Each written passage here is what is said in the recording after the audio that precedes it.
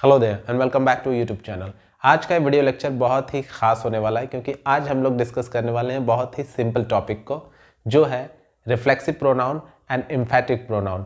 क्योंकि कई लोगों को इन दोनों प्रोनाउंस के बीच डिफरेंस नहीं पता होता और कई कन्फ्यूजन्स होते हैं, तो मैं आज बताने वाला हूं कि क्या डिफरेंस होता है इन दोनों के बीच बेहद ही आसान लैंग्वेज में। तो वीडियो होने वाला है बहुत ही इंटरेस्टिंग। मेक श्योर कि इस वीडियो को आप पूरे एंड तक देखिए। तो चलिए सबसे पहले जान लेते हैं कि कौन से प्रोनाउन वर्ड रिफ्लेक्सिव प्रोनाउन या एम्फैटिक प्रोनाउन है और ये बनते कैसे हैं। तो याद रखें कि possessive pronoun my, our, your and personal pronoun them, him, her और इट के बाद जब हम सेल्फ या सेल्फ्स लगाते हैं तो हमारे पास जो तीसरा वर्ड बनकर आता है उसे ही हम रिफ्लेक्सिव प्रोनाउन या एम्फैटिक प्रोनाउन कहते हैं। अब सवाल यहाँ ये उठता है कि किन वर्ड के बाद सेल्फ लगाना है और किन किन वर्ड्स के बाद सेल्फ्स लगाना है। तो आसान है इसका जवाब बिल्कुल। इन सारे वर्ड्स में जो वर्ड सिंगुलर हो उसके साथ सेल्फ लगाएंगे और जो वर्ड प्लूरल हो उसके साथ सेल्फ्स लगाएंगे। जैसे माई, हिम, हर, इट और योर, ये सभी सिंगुलर फॉर्म में है, इसलिए इनके बाद सेल्फ लगा देने से जो वर्ड हमारे पास बनता है वो है my self, himself, herself, it self and your self.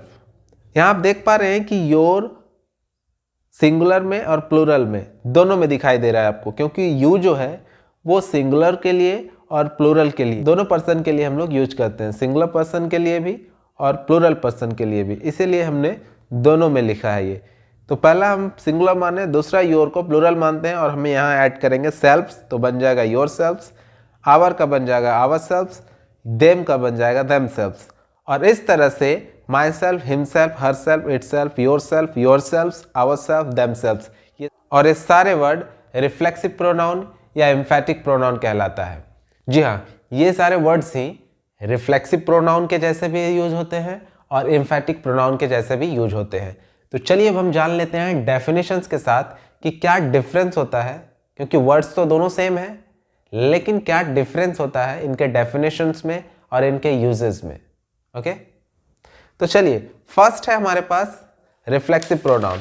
इसका डेफिनेशन होता है when the action done by the subject is reflected back upon the subject। कहने का मतलब हुआ कि जब कर्ता द्वारा किया गया काम का प्रभाव वापस घूमकर कर्ता पर ही पड़े तब वो रिफ्लेक्सिव प्रोनाउन कहलाता है। कहने का मतलब हुआ कि जब कोई काम वापस घूमकर कर्ता यानी करने वाले पे ही घूम के आ जाए तो उसे हम रिफ्लेक्सिव प्रोनाउन कहते हैं, क्योंकि रिफ्लेक्सिव वर्ड बना ही है रिफ्लेक्ट से। रिफ्लेक्ट का मतलब होता है वापस घूम कर आना, किसी चीज से घूमकर वापस उसी दिशा में आ जाना। तो यहां भी काम घूम के वापस कर्ता पे आता है, इसीलिए इसे रिफ्लेक्सिव प्रोनाउन कहते हैं। वहीं ठीक इसका दूसरे तरफ एम्फैटिक प्रोनाउन जो एम्फेसिस वर्ड से बना है, उसका मतलब होता है an emphatic pronoun is a pronoun which is used to emphasize on the subject or the object of a sentence। कहने का मतलब हुआ कि एम्फैटिक प्रोनाउन का यूज किसी सेंटेंस के सब्जेक्ट या ऑब्जेक्ट पे जोर डालने के लिए किया जाता है। जोर डालने का मतलब थोड़ा दबाव डालने के लिए किया जाता है। एग्जाम्पल से हम लोग बिल्कुल आसानी से इसे समझ सकते हैं। तो ये थे इनके डेफिनेशंस। अब चलिए हम देखते हैं इस एग्जाम्पल्स के थ्रू, ताकि चीज़ों को अच्छे से हम समझ पाएँ। पहला 4 सेंटेंसेस हमने लिया है रिफ्लेक्सिव प्रोनाउन का, और फिर सेकंड के 4 सेंटेंसेस हमने लिए हैं एम्फैटिक या इंटेंसिव प्रोनाउन का। सबको एक एक करके एग्जांपल्स हम देखते हैं। तो फर्स्ट सेंटेंस है हमारे पास, he cut himself while he was shaving. Shaving करते समय वो अपने आप को काट लिया, मतलब गाल पे कहीं शेविंग करते समय कट गया है। तो यहाँ कहने का मतलब हुआ कि ये जो काटा है, किसे काटा है? खुद को काटा है। हिमसेल्फ क्या करते समय? सेविंग करते समय। तो ये क्या है? रिफ्लेक्सिव प्रोनाउन, क्योंकि काटने का जो काम है वापस घूमकर किस पे आ रहा है?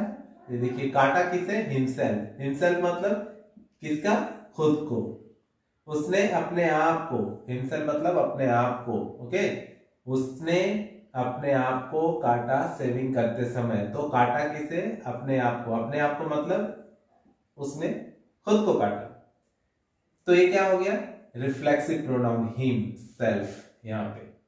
अगेन यहाँ देखिए, they blame themselves for the incident, घटना के लिए वे लोग अपने आप को दोषी ठहराए। यहाँ जो है ब्लेम, दोषी ठहराए किसको? themselves, अपने आप को। कौन लोग फैला रहे हैं? वे लोग। किसे? अपने आप को, themselves। तो ये जो हमारा themselves है, ये जो दोषी है, दोषी ठहराना, ये काम किस पे पड़ रहा है? themselves पे। और themselves किसके बारे में यूज हुआ है? यहाँ they के बारे में।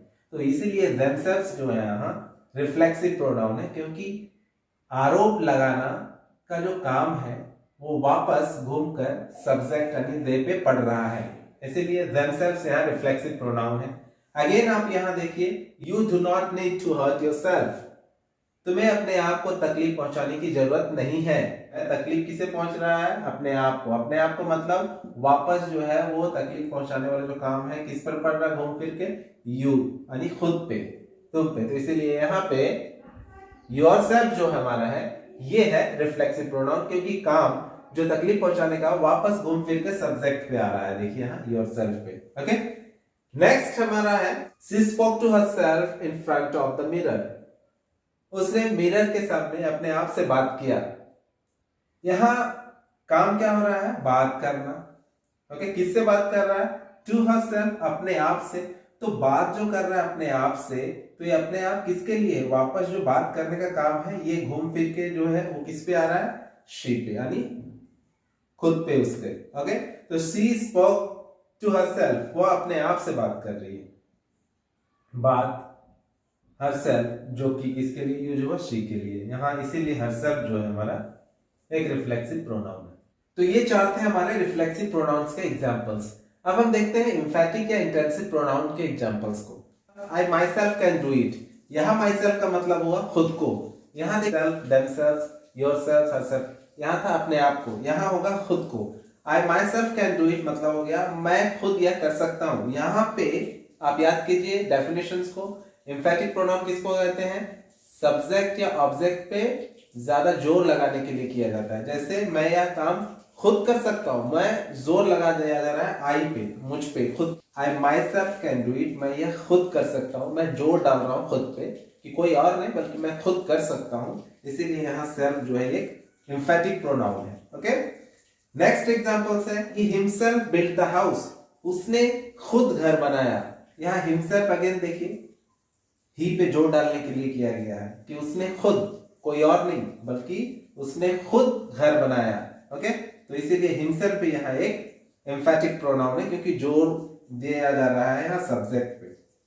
नेक्स्ट है हमारा they went to vote for the PM themselves, वे लोग पीएम को वोट करने के लिए खुद गए। यहां भी देखिए पीएम पे जोर डाल रहा है कौन? themselves। ओके, पीएम पे कौन जोर डाल रहा है? themselves। पीएम पे वोट करने के लिए खुद गए, तो इसीलिए यहां themselves भी जो है एक एम्फैटिक प्रोनाउन है। नेक्स्ट है हमारा you yourself have to clean the city, तुम लोगों को खुद से शहर को साफ करना है। ओके, यहाँ पे अगेन यहाँ yourself जो है हमारे पास वो एम्फैटिक प्रोनाउन है, क्योंकि तुम लोगों पे जोर डाल रहा है कि कोई और साफ नहीं करेगा इस शहर को, बल्कि तुम लोगों को खुद इस शहर को साफ करना है। तो yourself देखिए यहाँ प्लूरल में ही यूज हुआ है। तो you yourself have to clean the city, तुम लोगों को खुद इस शहर को साफ करना है। रिफ्लेक्सिव प्रोनाउन और एम्फैटिक प्रोनाउन के पीछे एक और आपको डिफरेंस मैं बता देता हूं कि रिफ्लेक्सिव प्रोनाउन जो है ये सब्जेक्ट भी होता है और ऑब्जेक्ट भी होता है, दोनों एक ही होते हैं। ओके, देखिए यहाँ पे उसने काटा अपने आप को, तो यहाँ देखिए काटा किसे? अपने आप को, मतलब किसे काटा? खुद को काटा, खुद को ही काटा। तो यहाँ ही और हिमसेल्फ दोनों एक ही के लिए यूज हुआ है, खुद अपने आप के लिए यूज हुआ है, इसीलिए इन दोनों को देखिए आप यहां आसानी से समझ सकते हैं कि सब्जेक्ट भी और ऑब्जेक्ट भी दोनों खुद ही है, एक ही चीज होता है, एक ही इंसान है दोनों।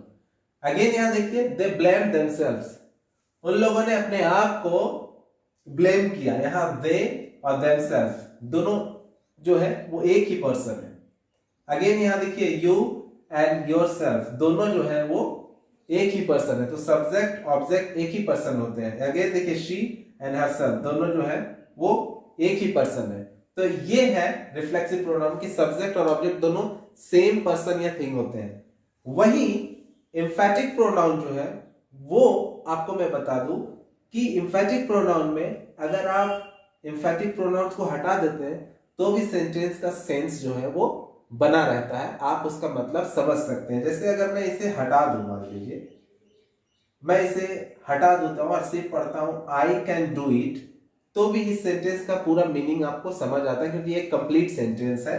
मैं इसे कर सकता हूं। इसे भी हटा के आप देखिए, ही बिल्ट अ हाउस, उसने घर बनाया, कंप्लीट सेंटेंस है हिमसेल्फ के बगैर भी। They went to vote for the PM themselves, themselves हटा दीजिए, they went to vote for the PM, एक complete sentence है।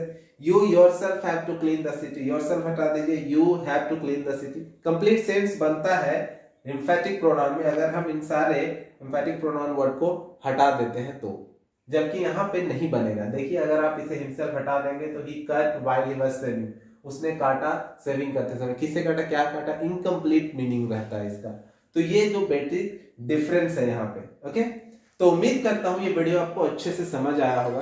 अगर आपको ये वीडियो पसंद आया हो तो आप इसे लाइक करें, शेयर करें और ऐसे ही यूजफुल वीडियोस के लिए चैनल को सब्सक्राइब करें। जल्द ही हमारी मुलाकात होगी एक नए वीडियो लेक्चर के साथ। तब तक के लिए शुक्रिया।